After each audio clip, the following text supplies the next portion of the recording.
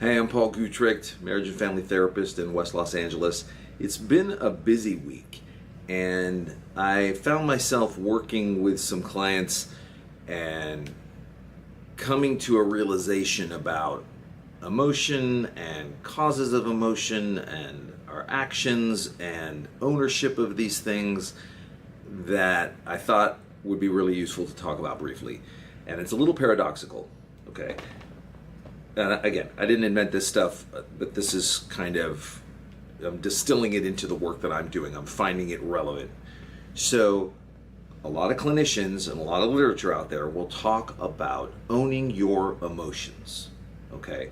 So instead of saying, you made me angry, I'm going to say, when this happened, I got angry, or I felt sad.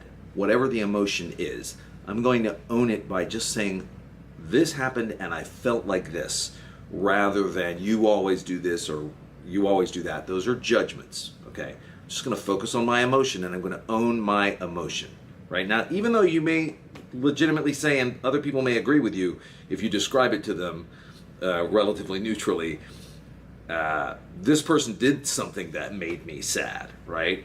We're going to own it just as this happened and I felt sad about it, okay? Or I felt angry about it, right? Remember, if you didn't care about the person, maybe you wouldn't care what they said. So context over here matters, right? Okay, so I'm going to own my emotion.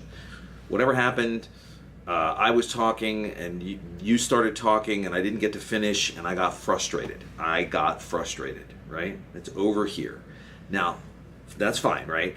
The paradox part is that I'm going to ask the other person in the equation to own that they caused your emotion, right? I'm going to ask them to say in a circumstance, not, I'm sorry you got mad when I said this, right? I'm going to ask them to own it and say, I'm sorry I upset you. I upset you. I'm sorry I enraged you. Okay, that's extreme, but I'm sorry I hurt you if they're sad, okay? So it's paradoxical because I'm asking both sides of an equation in a conflict to own the situation, own my emotions, and own my causal action. I did this, right? This is part of a good apology. Harvard Medical School released something that came out of Columbia. I'm blanking on the name of the researcher on effective apologies, and this is the ownership of causation. I'm sorry I hurt you. I'm sorry I upset you is a key part to an effective apology. It's not the only piece, but it's a key part. If you're interested, reach out to me. I'll send you this information. It's on one page. It's very brief and it's really effective.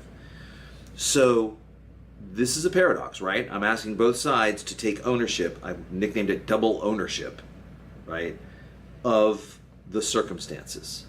So I'm feeling upset. I'm sorry I upset you is going to at least validate the emotions of the other person.